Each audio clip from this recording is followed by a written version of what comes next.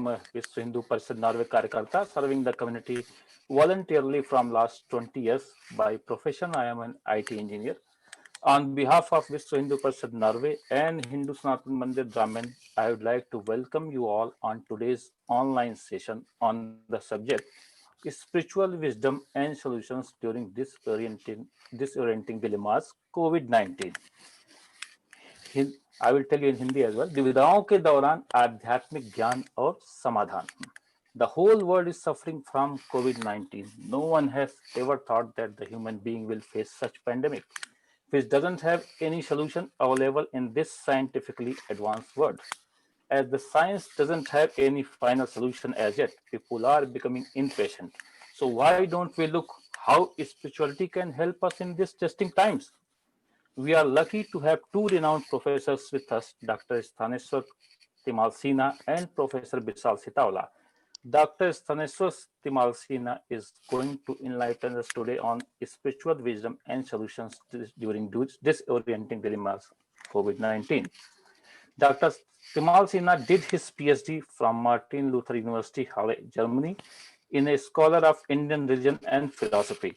In last 25 years, he has taught on 3 different continents and 6 different universities. Dr. Timalsina established a new department of Tantric studies at Nepal Sanskrit University, Kathmandu. He taught at University of California, Santa Barbara, Washington, University at St. Louis, and University of Hawaii, Manoa.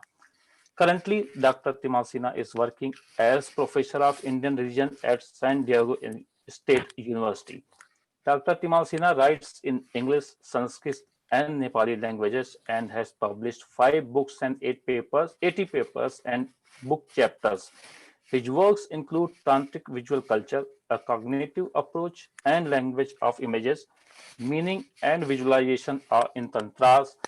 He actively participates in American Academy of Religion and American Philosophical Association conferences. He has written and presented more than 60 conference papers. While the early works of Dr. Timalsina are deeply philological, he has developed a unique combination of philology with comparative philosophy and cognitive science, as is evident in his most recent publications. He is also deeply passionate about bridging the scholarly community with the larger society, and he actively participates and organizes seminars and talks series in the community to raise awareness on scholarly issues. And this is a short actually introduction of Dr. Timalsina. We have Professor Bishal Sitaula, who is basically summarized the session today.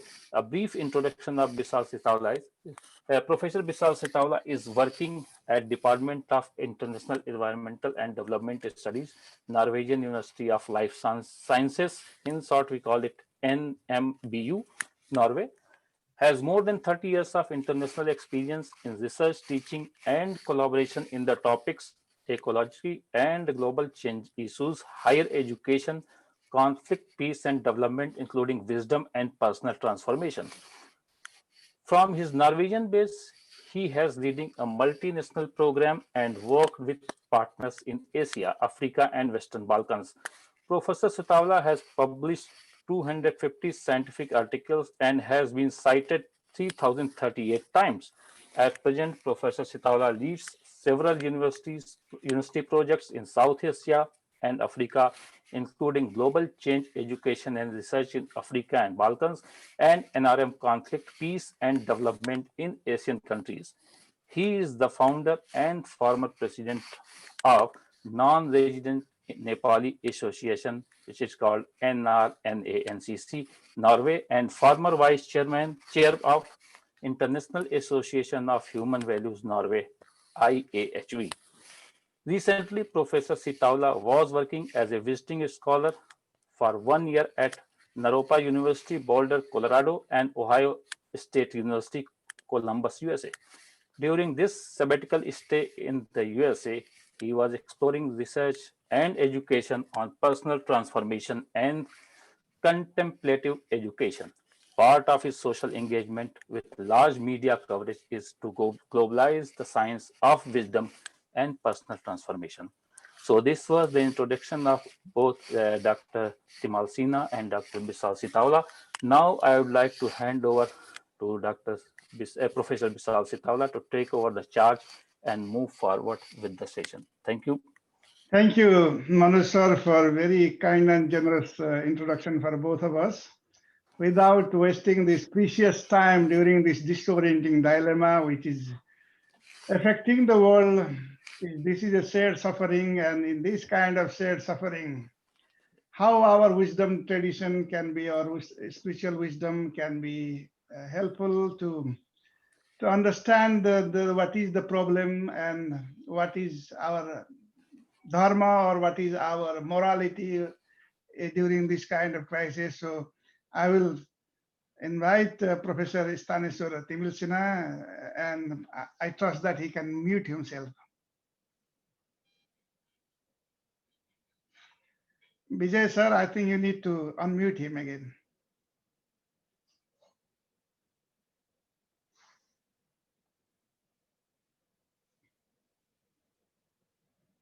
No, I think Vijay sir has to unmute.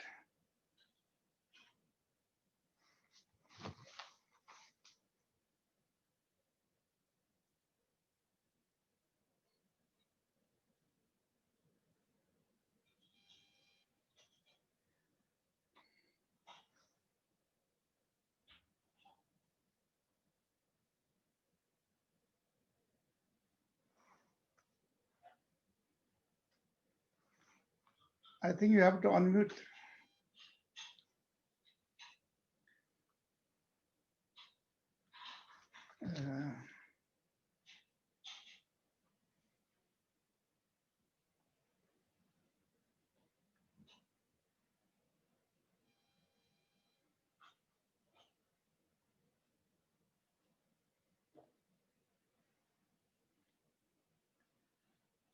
Vijay sir, I think you have to unmute. Professor Sthaneshwar Timalsina, please.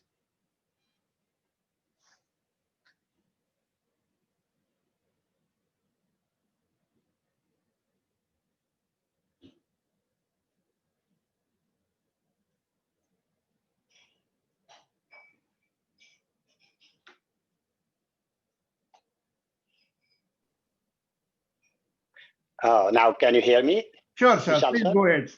We are so lucky. Okay. I'm unmuted.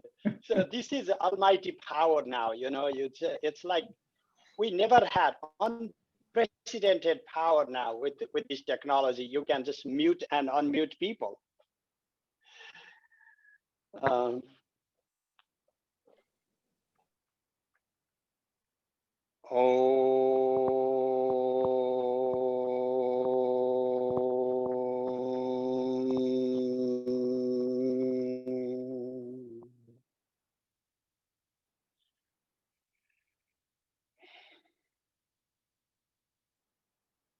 A journey from fear to bliss. Bhaya, fear, to ananda, bliss. COVID, plagues, diseases, old age, and death.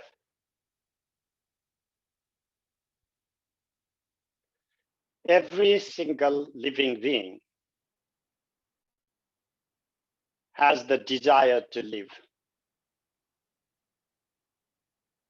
Eros, Sigmund Freud would say,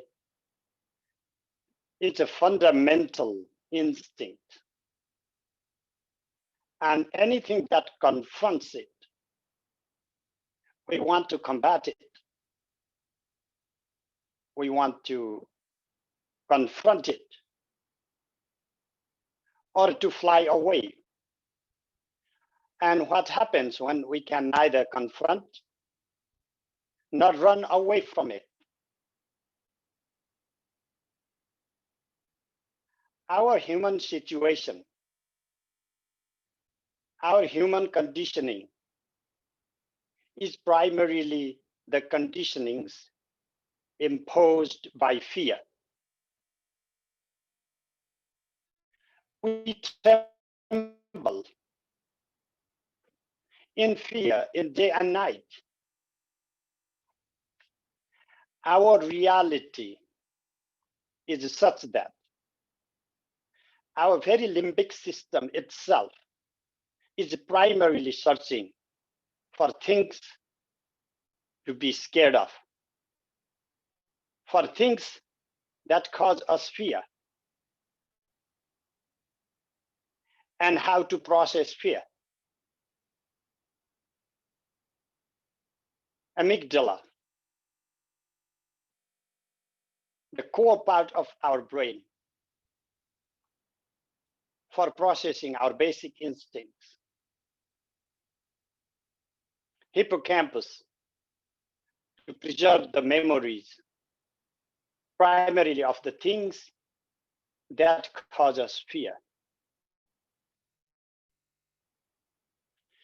We, as living beings, are wired with our whole corporeality is as if waiting for and responding to fear. Fear has become our innate nature. We are driven by and we are guided by fear, and all our mechanisms are to combat, to confront fear. What happens when we cannot confront fear? We develop various psychoses, various disorders, OCD, PTSD, you name it. Our flight or fight situations keep confronting us every day. Sometimes during the calamities, we are slightly exposed to this hidden truth that the civilizations have been masking forever, as if giving us a sense of our perpetual being, giving us a false sense of security, giving us a false sense of our continuum, our endurance. In the Mahabharata, there is one conversation between Yaksha and Yudhishthira. Yaksha asks him, Acharyam, what is the most wondrous thing in the world? Or perplexing thing, because the term translates in many ways. What is the most surprising thing in the world? Yudhishthira answers, our desire to continue to be forever. Every day, we see people dying. Every day, we see people going to the gates of Yama. And we still believe that we are here forever. We behave as if death is for the others. We behave as if the death cannot catch us. Our whole becoming is this becoming to mask, to not allow our psyche to confront, to see fear. There is this young prince, Siddhartha. They say that up till even 29 years, he was not exposed to this basic human reality of disease and death. The more naive you are, the harder it is to confront reality. He had to face it all at once. He had to see that all at once.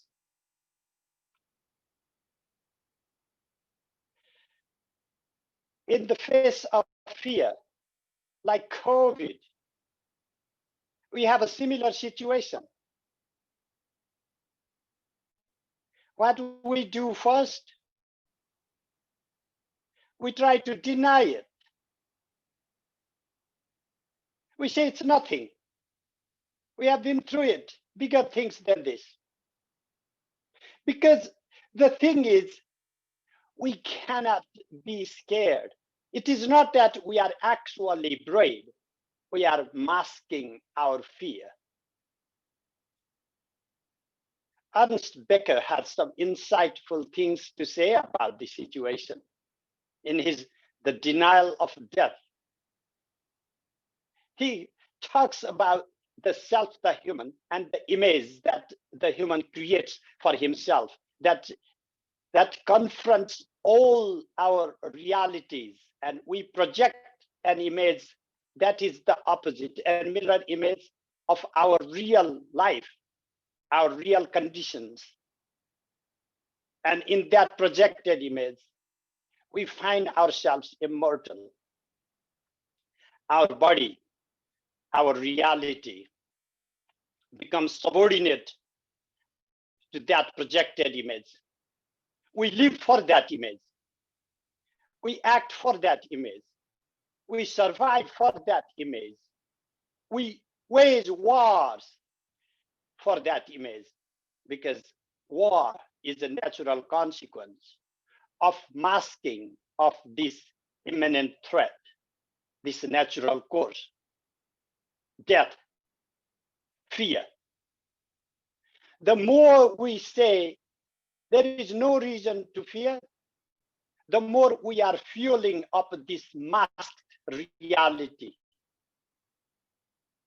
We are more fueling, making it real, this projected image. And in order to make this projected image real, we are denying the truth. And we can call it a hoax. It's all a hoax,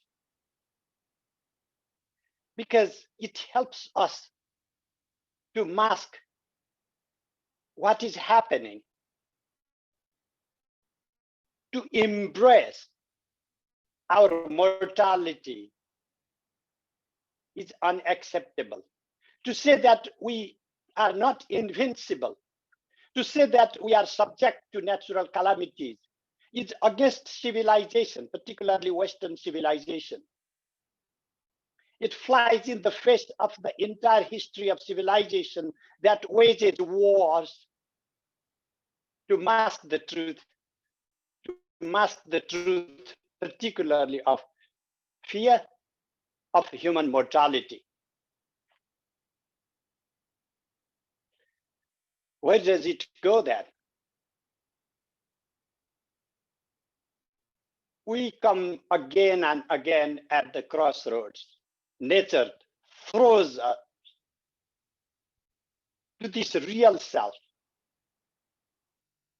unmasks us occasionally, that all the shrouds we use to cover our true nature reveals, and we become exposed to the truth of our feeble human nature, of our mortality, of our transiency. And if we cannot deal with it, if we cannot accept our fundamental human nature of living in fear, we are not accepting a civilizational issue of being human. The consequence is not just disease. We are not focusing there yet. We are not thinking today what is coming in 10 years, 20 years, what is coming next year. We are not thinking that. We are only beginning to be scared. We are not thinking what it means to embrace fear, because we are still in denial. that somehow we can make it go away like ostrich pose, ostrich yoga. That just because I say it does not exist, it will dissipate.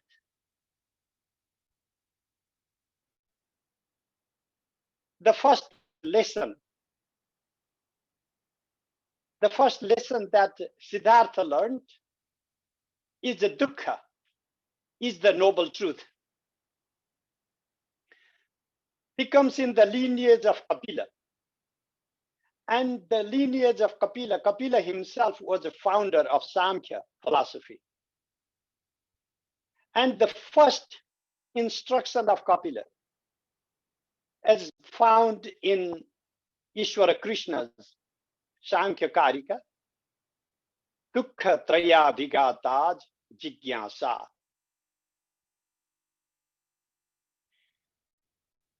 When being struck with threefold dukkha, threefold suffering, our physical suffering, our psychological disorders, and the external factors that we are not even ready for. It gives us desire to know. As long as we are in the process of masking, as long as we are in this fanfare of our victory over the truth, as long as we tell ourselves that we can convince ourselves that there is nothing to be scared of, there is nothing to make us suffer, we are still not out of this denial. We believe that we can redefine the truth. We can make the earth flat, and we have a flat earth theory. We can deny all the scientific discoveries of the past 2000 years of human history, and we will choose only those that suit us for our cause. What is our cause? Today, our cause has been about masking the truth. And the more we mask the truth, the more we are propagating the threat tomorrow of famine. We are only counting the bodies today of the COVID. We are not counting. We cannot even fathom. We are not even thinking that far of the bodies that will go of hunger. The bodies that will go down due to wars, because that is what we do in the process of masking. We wage wars because it gives us that euphoria. It allows us to feel our permanence when we are able to kill other mortal beings. It gives us a false sense of our own immortality. Seeing others' demise makes us feel as if we are invincible. COVID cannot do anything to us because we are civilized.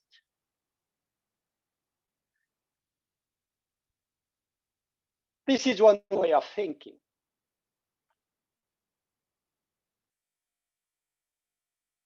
There is another way of thinking: to trace, to embrace the truth, to accept, to confront, and to go and analyze our own mind. Go beyond neurology, because even neurology cannot help us combat our instincts. That is, they start talking first, they analyzing what particular aspects in our brain cause these particular aspects like fear, and then go immediately to inhibition. Adhyatma is not an inhibition of our instincts, inhibition of our neural structure. synopses, and not to feel fear, not to feel pain, but to transcend it through the course, to face head on, and to find deeper reality that makes us who we are. Athaso abhayankato bhavat. There is one Upanishad, Taittiriya Upanishad. It's a beautiful, sweet, easy book from the ancient times. How do we conquer fear? It's only when we recognize our inner fabric of being as constituted by bliss, ananda, that our fundamental structure is made of bliss itself, the basic fabric in which human reality emerges is the very bliss.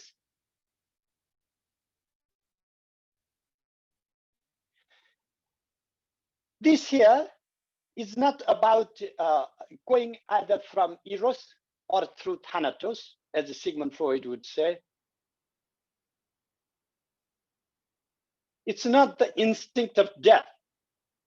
I am not saying, okay, because you confront the eros and then you now confront fear, go face the COVID. That would be dumb. I do not consider thanatos as the fundamental drive, the basic instinct, as Sigmund Freud has said. It is not that we do not die. It is not that we don't have the awareness of our demise, and that it is not that we do not mask it to live everyday life. And sometimes we go towards it to confront because this is the greatest of the fears that we live by. But that there is a greater truth to our fundamental being, the very being of being, the very essence of our being is composed of natural bliss, ananda. This liberation from the conditionings. I am not talking about some mystical states here, and of course this will also support the mystical states. I'm talking about the conditionings given by our body to see the truth the way our neural system, our limbic system, our body, our brain allows us to process our nature, our environment, and also our culture, the way it makes us process reality. What do we do? How can we face fear in a positive way, in a constructive way, that it helps us go beyond fear and accept the basic nature of our being? If you ever go to Kathmandu, because it comes vividly to my memory, there is this Kala Bhairava, an image of a ferocious deity standing, confronting your gaze, for he has three glaring eyes, and he's the death in the body, Kala, death, also time, of course, Bhairava, the ferocious Lord, waging a sword and the shield, carrying bunch of heads, and wearing a garland of heads, a dark body. His fear in the body, in flesh. What do we do? What gives us fear? Death. What gives us fear? Yama. Kala. What do we know about fear? Let us visualize for a second. When the ideas of fear come, we are told to mask these things. You go to Nepal or India, how the dead bodies are out in the open and they carry the body and then cremate. You can see more or less death as if it's very public, it's very open, and there is no covering the cascade. There is no makeups for the dead bodies.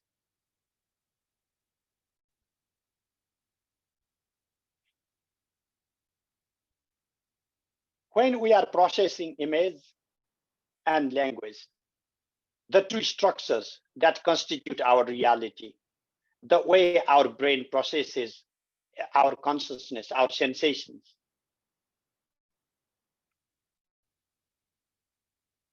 We have these language or concepts and the image to translate, to correlate those images.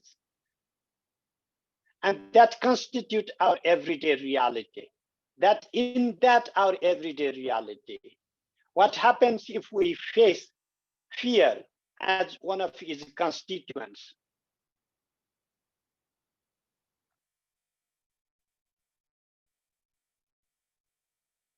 Bishasmad vatah pavate vishodeti surya vishadindrascha agnischa mrityurdhavati panchama.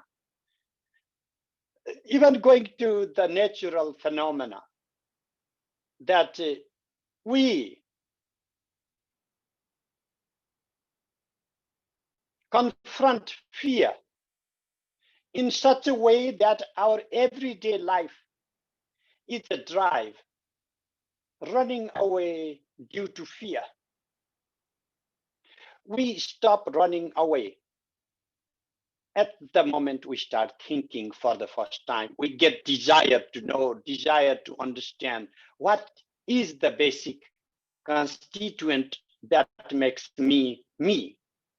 Not the ego, not the projected reality, and not the fears that torment me from every single corner in my everyday life. But what is the basic nature of my being? These questions confront a young man, Bhrigu, and he goes to his father, Varuna. Father, please teach me the truth. What is it? What is the truth?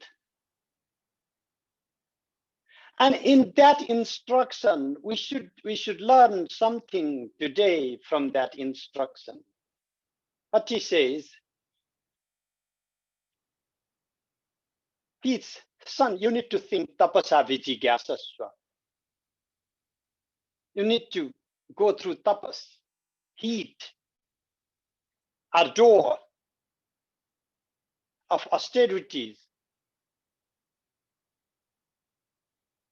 And then you should desire to learn the truth through hardship, through enduring pain, through enduring suffering, because it is in the hardship that the life lessons emerge.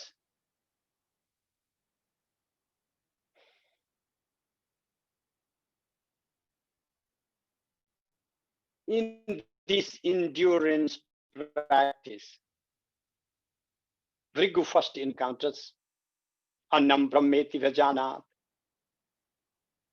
The first and the foremost of all the realizations is that food is the truth. Food is the absolute. Food is the bliss. And stressing on food first in this combating calamities, because today we may have a disease. Tomorrow, the very lack of food will be a bigger disease for the humanity.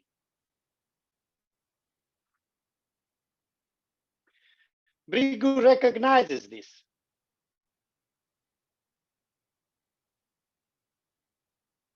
We come from food and we go back to food. in this chain, we are constructed by food. His father does not reject his realization. The only thing is, there are deeper layers of the reality. Sometimes we get confused when we say there is something deeper that we reject, as if the apparent is not real. Like a child goes in front of a horse, like looks from a side and sees only 3 feet, and he counts 1, 2, 3, and then say, horsey has 3 legs. And we say, no, not that, not that. Look behind, look behind. Just think that the hind leg you are seeing, think like, just don't look at that, just look behind. So when we are suggesting there is another leg hidden by what is apparent, we are not saying ignore all these 3 feet because they do not mean anything. But look behind, there is the 4th state. So I am Atma Chatuspat. This self, the Atman, has 4 quarters, 4 parts. And when we say, look beneath, go deeper, and there is the 4th state that you are not seeing right now, that does not mean that the visible 3 parts are not real. It would be dumb to conclude that only the invisible, the horizon, behind the horizon, the 4th leg is the only real leg of a horse, and those 3 do not exist in reality. When Brigu goes deeper, he realizes prana,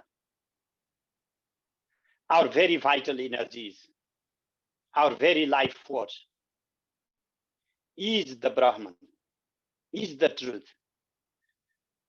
Not in abnegation of the realization he had that food is the truth, but even our food system, what is deeper than our food system is our breath, is our oxygen processing, is the life energies that flow through our veins, throughout nerves, and through every single cells. Every single generation of the cell autopoiesis, the way cells constitute themselves, or even the reabsorption of the cells, apoptosis. All these depend on prana, the very flow of the life energies.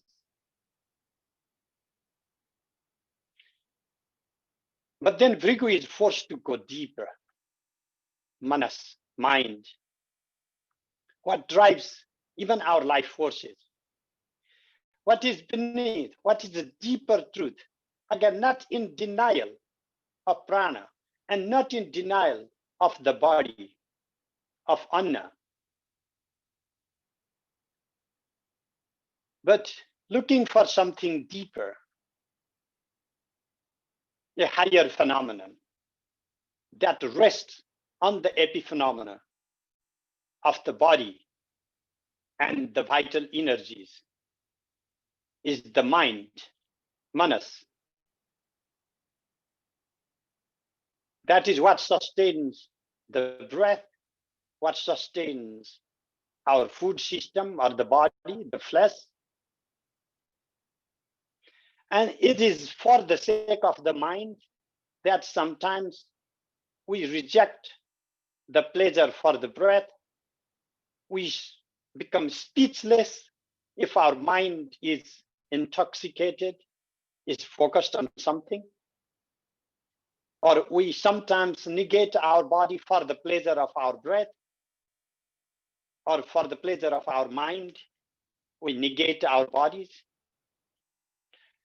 Not that we should, because the realization of Brigu comes in contrast to most of the things that we have been teaching ourselves and to our children. That the realization of something deeper does not need the negation of something most basic.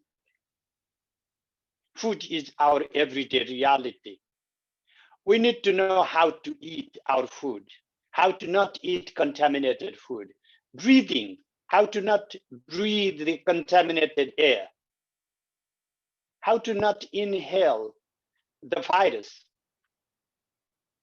how to not exhale the virus to transmit diseases to others, how to maintain some distance. These are all embracing of our basic reality so that our mind can function freely.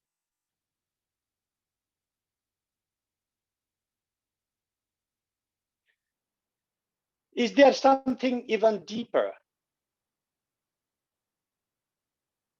Vijnanam,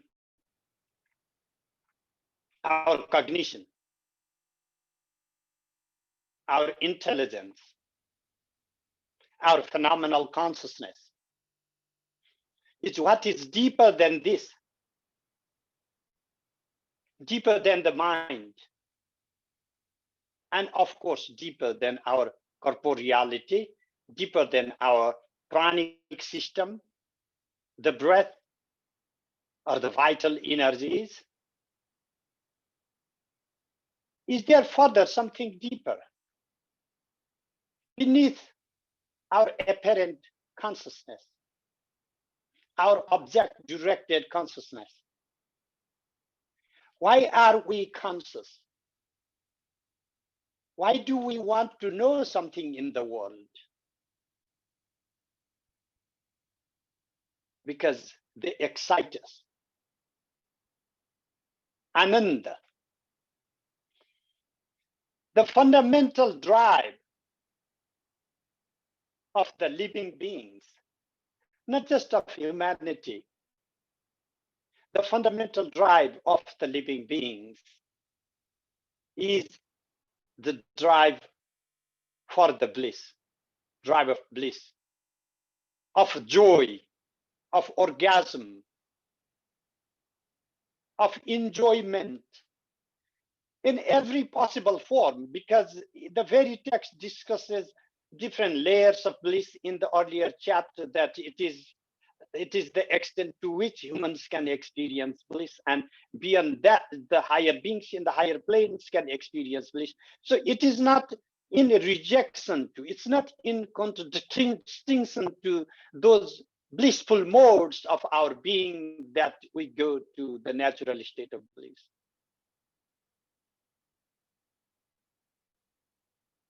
Just like to quest consciousness in negation of the body is meaningless because it is never to be found. The same way, the search for the bliss in total negation of our everyday apparent joyous modes of being is meaningless. A journey without the road, a journey without the goal, a journey without knowing or without accepting the very source, the very origins of why we even want to be happy.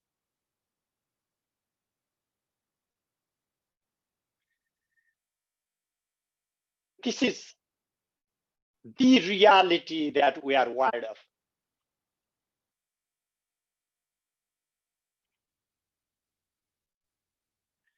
So what comes down in the highest of the realization, we go to the most basic principle. Annam na nindyat, annam bahukurvita. One should not abuse food. One should produce more food. Why? Prano va annam shariram annadam. Prane shariram pratishtitam, shariram prane pratishtitam.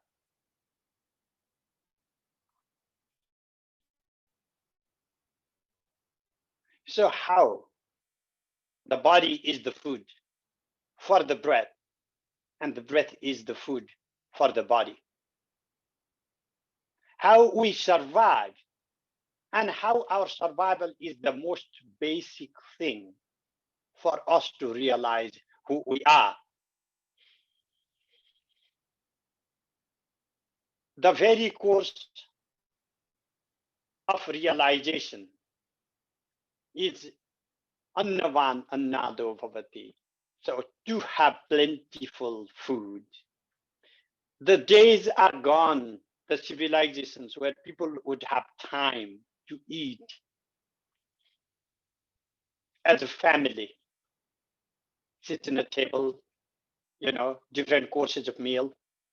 We have these frozen food and microwave because we have turned ourselves into engines. My engine is low. I'm running low with fuel. My tank is empty.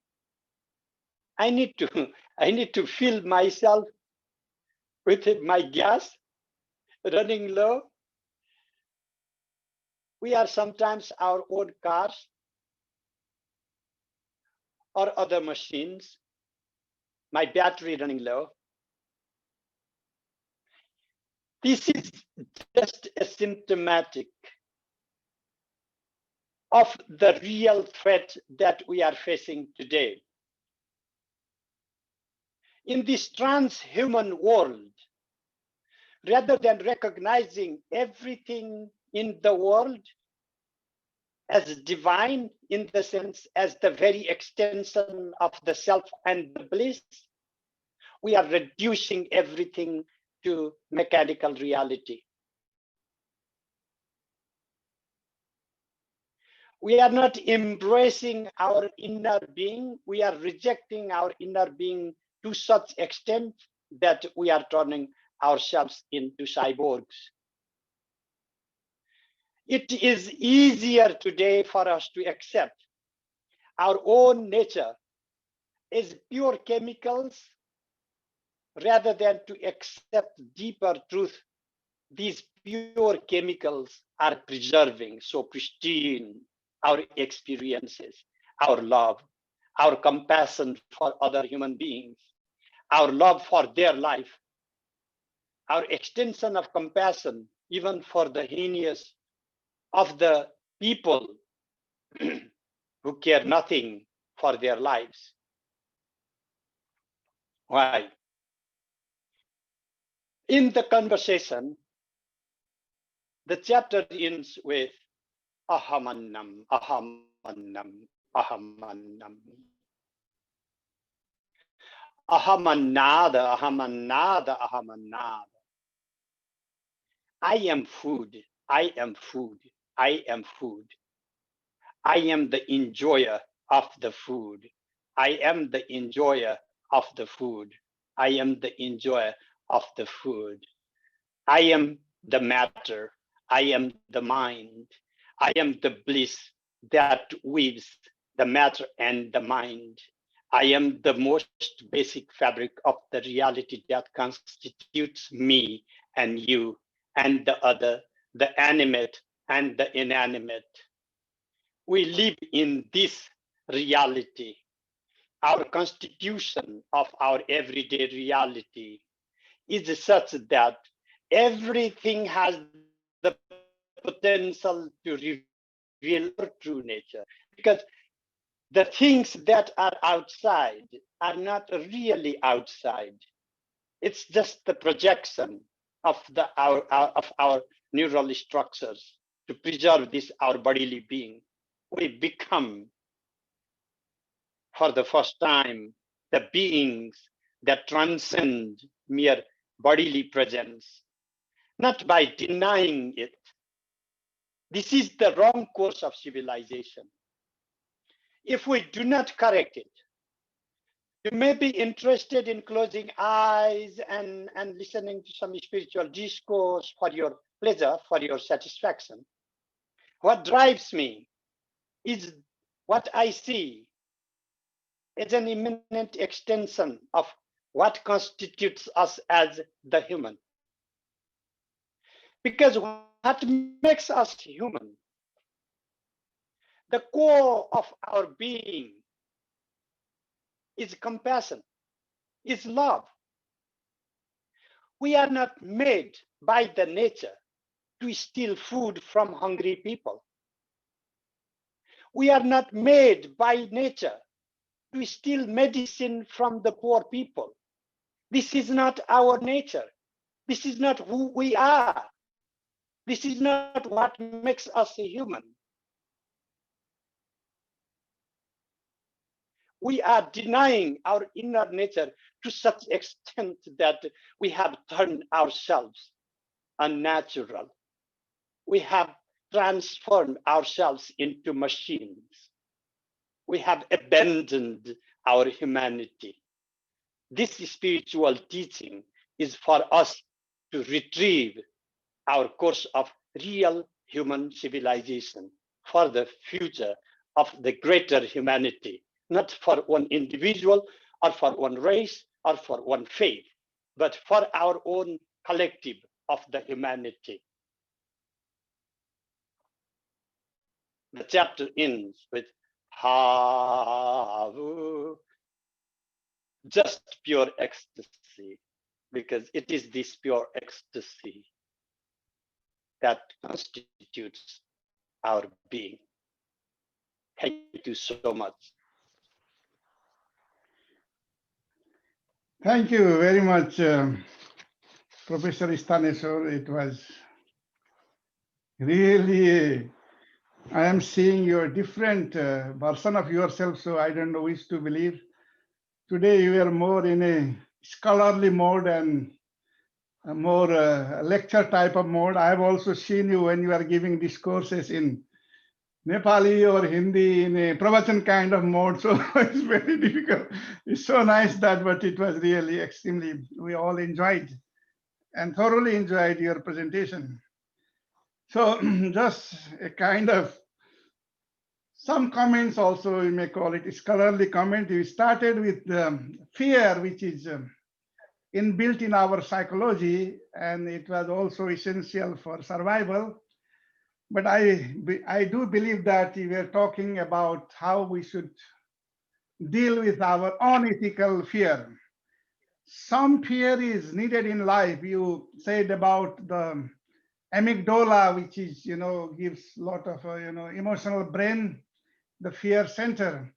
There are studies in monkey where they have removed the part of amygdala, some surgical work, and this monkey, instead of being protect themselves, they were catching the poisonous monkey. So some ethical fear is, of course, needed in our life, but unethical fear where we need to really look at that one and more closely. And very many things are our self-construct, self-imagination, self-generated kind of fear. And fear is the one who translate in our psychology in kind of anxiety, and anxiety translates into panic behavior. So it's extremely very important to understand fear. And there it comes a little bit of resilience thinking that I'll also mention about it.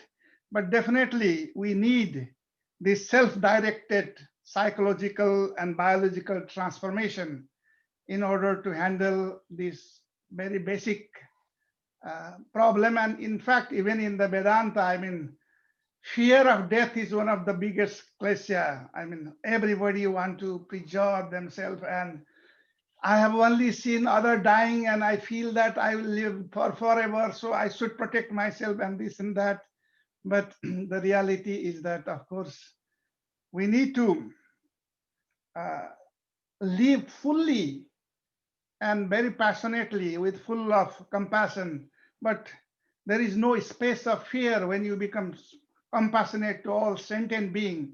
And if you become Mahakarunik like Lord Buddha, then even fierce animal or dacoit or Angulimal, when they comes nearby you, they also get that kind of emotional contagion of Karuna, Maitreya, and they change themselves. So there a kind of personal transformation happens.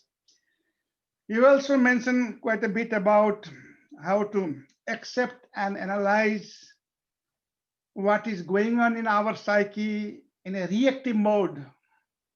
That's extremely important because very often our biology is hardwired in a way that we react. When stimuli come, we react. Even we do not delay our gratification. And therefore, we have to learn in order to really not to react in that autopilot mode, but to respond to reality. This COVID-19 is one episode. If you look at the statistics from Africa, South Asia, how many children are dying each day because of malnutrition, because of diarrhea, because of cholera. If you think in a perspectives, what is really happened with COVID-19 to humanity is just a kind of very small thing, I would say. But of course, we have to protect ourselves, and there it comes the something called apad dharma. In the time of big disorienting dilemma, in the time of big crisis, what is apad dharma? It is the self-preservation. Even Lord Buddha, when he's talking about compassion and unbounded compassion to all sentient being, when we teach, when we learn and teach this loving kindness meditation, we start first extending loving kindness to ourselves, and then to close friend, and then to other and even enemy and all sentient being. And even in our Puranic kind of interpretation, as I learned from Professor Sthaneshwar the other day, that even Vishwamitra, when he was he was in a very bad disorienting dilemma, hungry and want to survive, and he finds a nearby home of the very untouchable in those kind of mindset in the society, and he was even eating by stealing the meat of dog that was prepared by that kind of tribal people. So self-preservation. Even in the flight, when something goes wrong, first you need to put mask in yourself before putting to your children. And therefore, but there you need equanimity of mind. If you yourself goes into very panic kind of behavior, you cannot even help your children and so on. So it's extremely very important. Other thing is that Professor also indicated that what is something there in us which do not die, who is beyond the cycle and birth and death, that eternal, transcendental, timeless entity. If you learn to focus on that through contemplative practices, then there is nothing to fear about, because our true self, our real self is beyond the cycle of birth, death, and disease, and you can go on and go on. But then in our wisdom tradition, we have to maintain the balance between body, mind, and our spirit. For that, the ancient seer has given that, yes, when the situation is already a kind of challenging out there, then you should take extra care of your body, your mind, of your family, of your children. And you need, this kind of disorienting dilemma may be an entry point for your growth and progression. As our Lord Buddha says that everything is impermanent. There is nothing permanent. This too will pass away. And this is not only my suffering, it is shared suffering. So we should also think about everybody else. And in order to do that, I would say that during this time, if you are just sitting and bombarded with the media, with all sort of negativities, all sort of, as if thing is happening to you, and if that is a general phenomena, not that way. Really, you should think about your body. He also gave a lot of good example with this body where our mind, our being, our behavior, and everything is in a way, it's a base of all these things. Therefore, the right type of food that doesn't escalate your anxiety is very, very important. Maintenance of your body requires exercise, it requires good sleep hygiene, and many things. You have to take extra care and extra attention during this kind of disorienting dilemma. Otherwise, your immunity start going down and you will prone more to the disease. Definitely, the maintenance of mind also requires a lot of conscious effort because mind wanders. Mind wandering has been a big issue after all this internet and there are many syndrome now, Facebook disorder syndrome, internet addiction disorder, all those kind of things. How much time you use on this kind of many information which is not needed neither for our growth nor our peace of mind nor the good for your body. And therefore managing our mind requires certain type of attention regulation. And attention regulation, there are many studies on meditation, different types of meditation. When I was in the United States in Naropa University for 1 year, I was doing some kind of literature survey, and I found almost 8,000 literature focus on different style of meditation and what are the different type of uh, benefit of that one in our body mind and body mind continuum. Definitely this knowing, cognition, the vijnana, this what professor was talking about, requires even metacognition, cognition of cognition, understanding where our thought comes from, why I am the way I am, why I react, where is the seat, where they come from, and what can be done about it. Is there are good wisdom traditions which offers me certain kind of understanding and certain kind of insight around and about it. We should expose, I think, to those kind of environment, if I understand professor correctly. And definitely uh, today it is a great day for me also to learn very many good things from professors. And Shankaracharya, which is our very great saint and also seer, he's giving a 7 kind of promissory note. If we practice, they become real, but otherwise it just will be a kind of promissory note that, as professor was saying, I will try to really summarize with that. Shankaracharya in Vedanta Siddhanta Sarva Sar Sangra, I think professor you should correct me because you are the authority of that one. He was telling that if we maintain these 7 things in life, whatever disorienting dilemma comes, you can maintain the equanimity of mind and the reality will be reflected, your own second reality will be reflected without going to kind of reactive mode. And in Sanskrit, it sounds like that. Hita mita paribhoji nitya me kanta sevi sakriduchita hitokti salpa nidra vihara asuniya manasilo yo bhagati yukta kale salavata iha sigram asuchitta prasada sadhu chitta prasada. Hita Mita Paribhoji, what professor has already said. Food, right type of food in the right quantity. Pramitahara. So that is very important, and lot of research has been carried out, because in this world today 1.2 billion people are hungry, but almost 3 billion people are overweighted, and this kind path of development is not bringing anything good to society. So food is very, very important. Nitya Mekantari.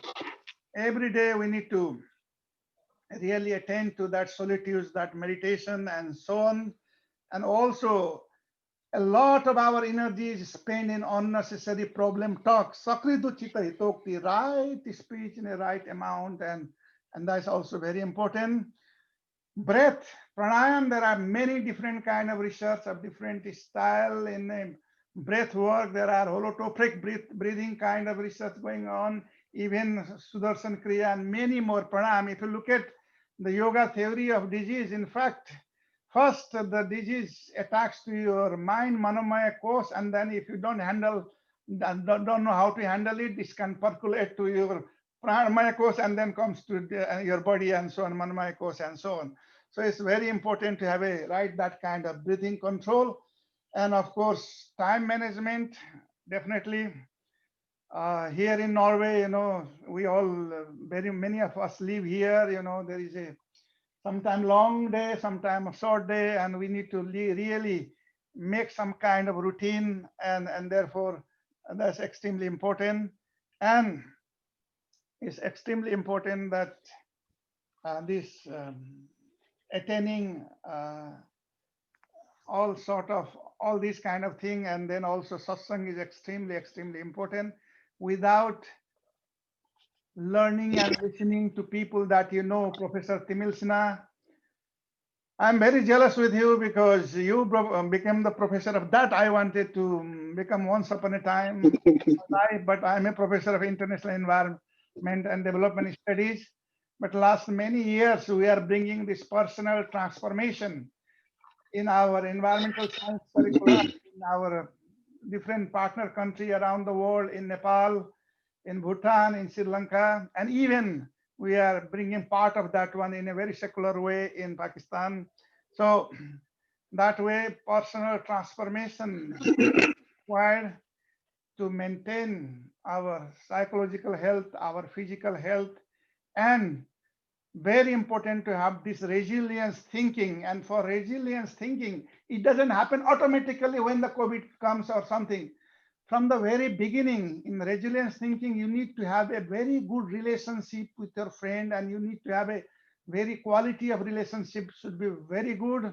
You need to have a right attitude of this impermanence, not personalizing the problem. All this kind of attitude is very important.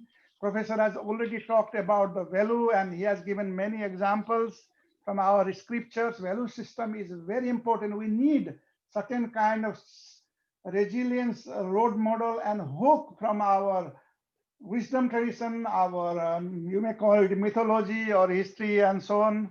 And also extremely important to maintain our emotional pool, because when there is a disorienting dilemma like COVID-19, or in other part of the world, I see landslide, flood, many more thing, earthquake and so on. In those kind of time, you have to take even extra care of yourself, because every one negative emotion which is dragging you down, in order to again go to a flourishing mode, you need 3 or more positive emotion. Therefore, I thank you very much, Professor, for your kind presentation to our community in Norway and also to the whole world. I will also like to acknowledge that there is a presence here of BHP Central Committee Secretary Sri Prasanta Hartal Karji. I welcome him all, and also thank you very much BHP Norway and also Brahman Temple for organizing this thing. And we belong to you. We professors are just a kind of part of you, and I trust that whatever we have said in a little more scholarly way, that we'll try to improve ourselves more and more in a community friendly way. So I think with this, I thank you all. And if I If I know how to do it, I will unmute all. And then if there are any question to Professor, it will be very, I think he will be willing to respond to those. Okay, thank you so much. Thank you so much from me. Thank you so much. Let me see how I can unmute.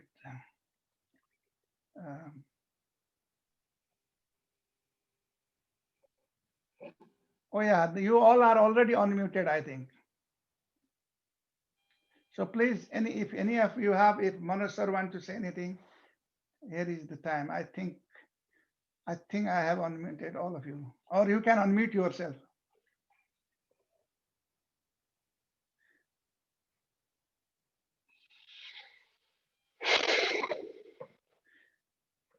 So this technology, I think we are in the autumn of our career and we don't get this technology quickly. So I think, sir, could you, anybody who can unmute and just so that we can hear your voice, Manoj sir or anybody?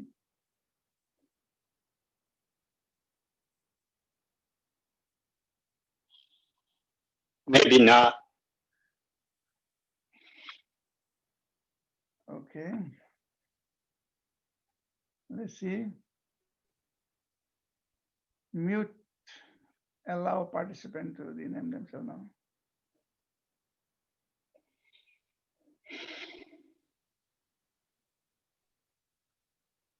Yeah.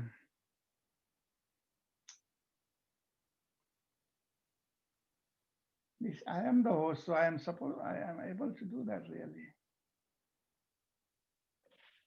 Oh yeah, maybe the security.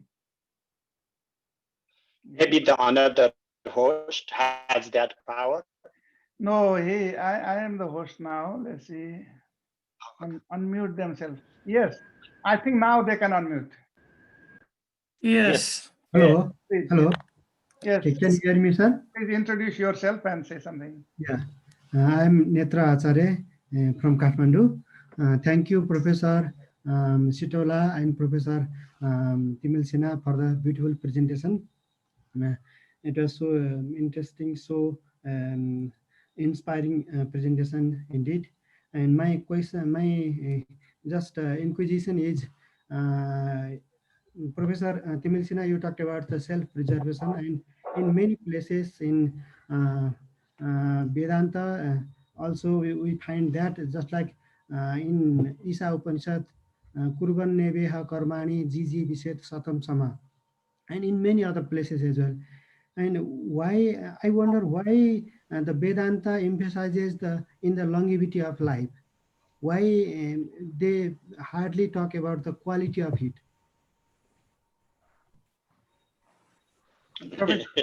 Yeah, just that. Yeah. Brother, what is the quality of life? This is really a good question. There are two qualities of life today in the most popular world, and my big brother, my respected brother Bishal, and I, okay, brother here, we both have spectacularly failed. As a scientist, your job of environmental education, look at the humanity. We do not want to make policies to combat our environmental crisis. And look at the spirituality that when I say I'm in the field of religion or I am a scholar of Vedanta and Tantra, many people from my own cultural background come and, oh, can you read my palm? Oh, can you do the horoscope? And I immediately belong to the flat earth society. Immediately my field becomes outside of reasoning and rationality. So we both have this urgency actually to reach out to human subjects. And then we can discuss the quality of life when we are just not prolonging life, because the question of the quality of life comes from this illusion of progression. We are perpetuating this illusion of, we are giving this progression that comes from our linear construction of reality, that we are giving this quality of life. Look, you can buy cars and we can make money, you know. So I am not rejecting those, but what it is all these things, there are two realities. Why I said it's either this Daniel Dennett type reality where we lack inherently any altruism. We do not have any biology for altruism, that all these compassion, altruistic behaviors are not even in our system. So basically, cruelty is okay, you know? And on the other side, when we leave that camp, if we like to leave that camp, because that is the camp that owns the truth in the modern world, that claims that they have the truth in the modern world, that has reduced us into machines, and then we go to the other camp, and they have these stories, the fairy tales. What we are not doing is using our rationality to escape these two extremes, the extreme of faith and the extreme of mechanization of human reality. That is the quality of life. Going to the basics, and whatever it gives is the quality of life. Quality of illusion is not the quality of life. Just because we are given this slumber, you know, like in some science fiction reality, we are drugged into illusory reality, and we are sold so-called quality is not the quality of life. The truth is the quality of life. Thank you. Thank you, sir. Yadu, please go ahead. Thank you, sir. Thank you, Professor Timalsina and Professor Sitaula, for your divine speech. I was saying this as a satsang instead of this only as a presentation. And I have one, let's say, a kind of childish queries. As we know that death is the inevitable end of this corporal body, it also means the beginning of the rebirth of soul in another body, that we say as a reincarnation, based on our karmas. Now my ask is here, if death is inevitable after birth, why we are not easily accepting the death, and why we are not preparing, let's say passionately preparing for the death? So I would like to listen from Professor Timalsina, how can we prepare for death, let's say easy death, passionately? Thank you, Yadu. Thank you. Please, Professor, go ahead. I do not want to be passionate about that. I'm sorry. Ooh, you know, so the thing is to accept our mortality is not about denying our body, because our consciousness, I agree with all the biological findings there, except for when they are denying the truth, denying deeper reality. So our immanent reality is that the very fundamental reason for our consciousness, the emergence of consciousness in this physicality, within this body, is for the preservation of the body.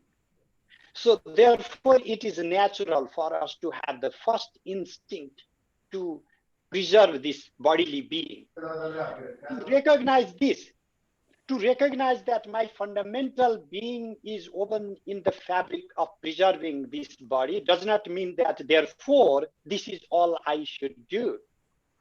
Then when we realize why I am driven by certain instincts, like when you realize that your body is wired to have particular attraction towards some bodies, does not mean that that gives you license to just go wild as soon as you see those particular bodies.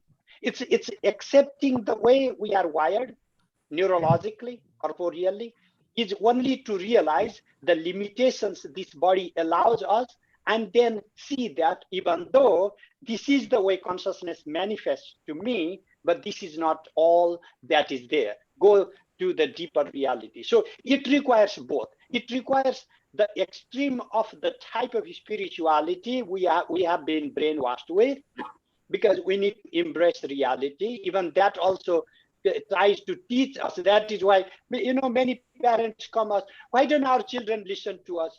And then you want your children to be scientists, and then you want them also to believe in the fairy tales. Have you ever thought of the contradiction there?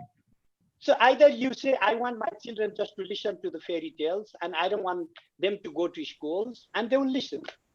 Or just to let them. So therefore, our need to develop a rational mode of spirituality, because what is instructed in these teachings is not yet another lie, that you have to believe in it, or some almighty is going to punish you to some permanent hell if you do not believe in it. Inquire with all the rational means you have, and this is the final truth that you cannot assault with, no matter what extent of rationality you use, no matter what extent of reasoning you develop. Ultimately you will get there.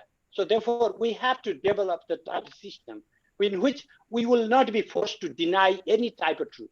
And we have to bring that, not just develop some theories and publish papers, but build into our system of our breathing in our body. Thank you. Thank you, Professor. I think we have also honored to have another dignitaries here, Dr. Chintamani Yogi, who is also a renowned spiritual master and scholar. I think it's also good to get his blessing and few words of concluding remark here, and then because we are sitting for 1.5 hours now. So please, Dr. Yogi, please bless us with some of your word. I'm extremely sorry, friends. I came really very late because I had another program today, Biswa Omkar Parivar. That was another international gathering. So I really feel so much honored and very happy and very motivated, though I came almost at the end, but this wonderful people, because satsanga is always a great honor and great encouragement. We should have only one prayer in the life. How could we have good company with good people for good cause? That's what our Sanskrit philosophy says. Satsangati kathaya kim na karoti pungsam. It's all the right company for right cause. I really feel so much honored by having friend like Dr. Professor Bishal Sitaula ji. I really feel so much encouraged. And my another friend, Professor Sthaneshwar Timalsina ji. Once upon a time, we used to have lots of programs together when he used to be in Nepal. And after that, when I had a chance to visit his wonderful place, San Diego, we did some program together. I have a very beautiful memory of meeting Sthaneshwar ji and his good wife and his children, doing many satsanga together. But today again, this Zoom satsanga, no matter where you live, no matter which place, which kind of background, but after all, Zoom has given us another kind of feeling, another kind of experience. After all, Atma Khalu Vishwamulam. Asya Vishwasya Mule Atma eva asti na kimapi asti. Tenaiva prakareణ adhuna Zoom eva asti. Zoom द्वारा यत्र कुत्रापि संपर्कः कर्तुं शक्यते. Zoom द्वारा सम्बन्ध स्थापितुं शक्यते. Zoomenैव प्रजामिलनं भवति. Zoomenैव जनसंगतिर्भवति, जनोन्नति भवति. So I really feel so much encouraged. I don't know how many people are here from how many countries, more Nepalese or more Indians or more Americans. But friends, no matter whoever we are, wherever we are, only one dream, that is deepening ourselves. Only one dream, that is discovering ourselves.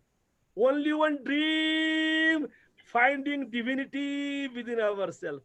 Corona says immunity, but a spiritual philosophy says divinity. And once you have divinity, all kinds of physical calamities will disappear. Now in Nepal, I could see some friends from America and other countries. Now in Nepal, after 2 weeks, exactly after 2 weeks, we will start a very great festival, Hindus festival or Nepal's festival, greatest one, Dasai festival. It is called Dasai Vijaya Dasmi. So we worship goddess Durga. That means Durga, Durgati Nasini. all kinds of calamities at physical level, mental level, emotional level, intellectual level, all should be wiped out. All should be uprooted. So don't worry about humanity. Let's think, let's dedicate, let's dream about divinity. Thank Oh, Tat Sat. thank That's you. what we dream. Vishal sir, thank you so much. Thank you. And So Sarji, my before we friend, thank you so much. Namaste. thank you, sir. Before we end, we'll take two more questions because of the time limit. Thank you so much, sir. His Holiness Dr. Chintamani Yogi. Here, I would like to give to Dr. Surendra Sitaula. Yes, namaste to everyone. So I'm in the teaching field since last 40 years in the university and schools. So can you Sthaneshwar, it's my question to Professor Sthaneshwar, because you are the oceans of scholar like bank in a way. So far I know from Bishal Sitaula. Like how can I meet the incoming generation? Because when this pandemic started in Nepal, almost 3,500 people they have committed suicide. Is this sort of pandemic is compelling people to celebrate with deaths? One question. And next one, how can we prepare our incoming generation so that they can face the challenge? Because the coming generation is too weak in a way, in my perception. Because many of the family, the parents, they have one children. At my school, there are 2,200 children. Out of 2,200 children, one day I wanted to know how many of them were the single children of their parents. My dear, out of 2,200, around 1,900 children were the single children of their parents. And only 45 students were there out of 2,200. Those were 3 in their families. So they are too coward, with the lives. So at school level, can you suggest me, because I'm in that mission since so long and till death I'll be there. How can I prepare the incoming generation to face this sort of fear that is prevalent in our incoming generations? Thank you, sir. Professor.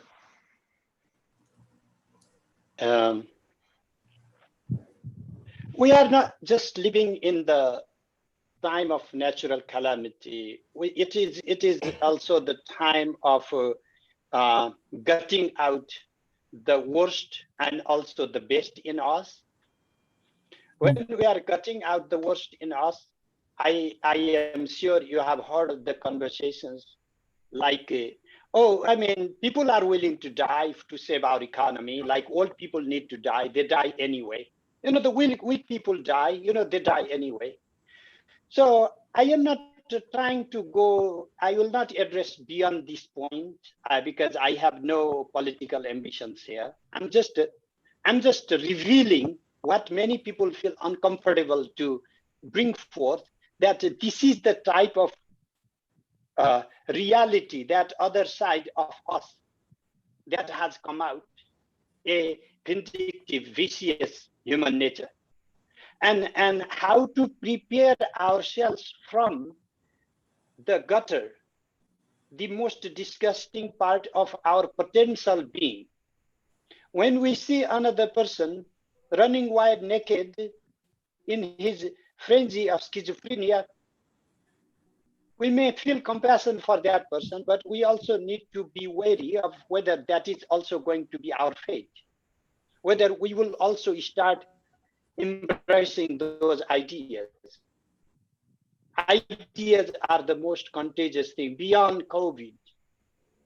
And how to prepare for the next generation is when we teach them beyond denial, when we do not instruct them to preserve either just simply the body or the false projection of our image, the self-preservation of the mirror image self, not the real self.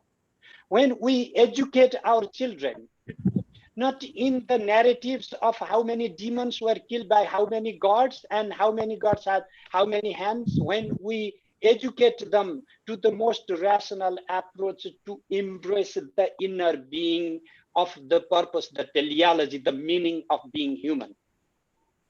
That is when they will have no reason to have fear. That is when they will combat all the calamities. Today, the disease, tomorrow, the death of hunger and the war.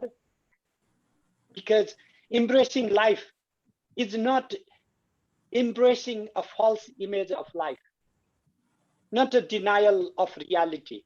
So we have to expose our children to the deeper truth. And as long as we are only concerning ourselves of how they are going to make more money, get the best A, and we do not have time to teach them. And then when we think of giving some spiritual teachings, we are only exposing to them rituals and some Puranas and some Mahabharatas, which is good, by the way, if we educate them in a proper way. We are not actually accepting the truth. It is not switching from one story to the other. It is about helping them be very rational, even in the field of spirituality, allowing them to self-inquire and to question everything, and then our own, not just our children, we let them question, and then we will answer their question. But they will ask such questions that we have to be willing to change. Our first generation, myself, I'm the dad, and I already assume, as long as I assume that my role is to teach them something I already know, we are wrong. My job is to listen to them. My students have taught me as much as I have taught my students. To teach is not a one-way prophetic instruction of I own the truth and my job is to reveal the truth to you. Truth is binary. Truth is dialogical. We go to truth in our discourses, in our dialogues. So we have to open the dialogue with our children. Open means not by maintaining our hierarchy, maintaining our status, by being equal, by letting them speak their mind with the sense of equality that we honor their question. And then they will listen to us. Thank you, sir. Thank you, Professor Timalsina. Now, I understand that Mr. Ellison or anybody, one final question, and then Manoj sir, if you can unmute yourself, would be very great. Yes. May I use this time, sir? Sure, please. One last question will be from Hari. Yeah. Pranam, Sthaneshwar Guru and Sitaula Gurudev and all other very distinguished guests so far, attendees.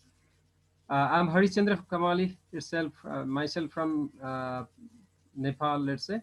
So my query is particularly to Professor Sthaneshwar and in general to all the attendees, because I often wonder about Renaissance in Sanatan. So we have heard of Renaissance in Europe, which actually paved the way to enlightenment and many more things then onwards. But here we talk of Satyug many years back perhaps.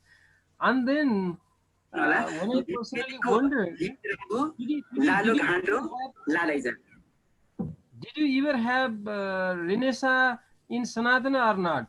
If we didn't have, can we argue that Renaissance in Sanatana has begun, and you are the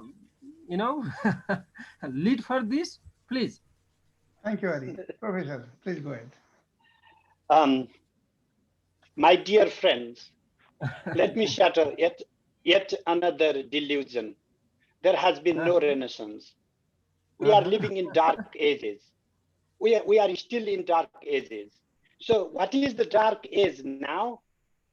It's the dark age, nobody would know more than Professor Bishal Sitaula that we have these, how many million papers, how many million scientists agreeing to the truths regarding the environmental crisis, and our governments do not want to do anything about it.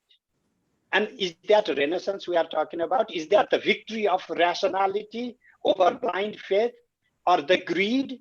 Because there is only one Renaissance that is waiting to happen, and that is the Renaissance of rationality.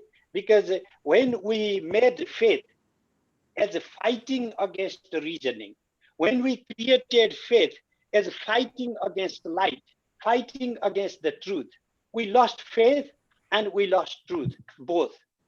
And when we created civilization to mask the truth, we are perpetually fighting to mask this truth of what if this happens. And I'm not interested in like a Eastern rise, Western rise, Now this civilization will come.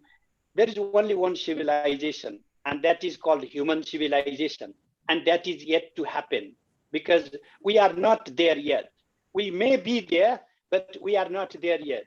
I'm sorry, we have not been civilized so far.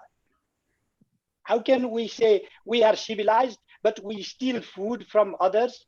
We dump into ocean the food that could save millions of lives in other part of the world.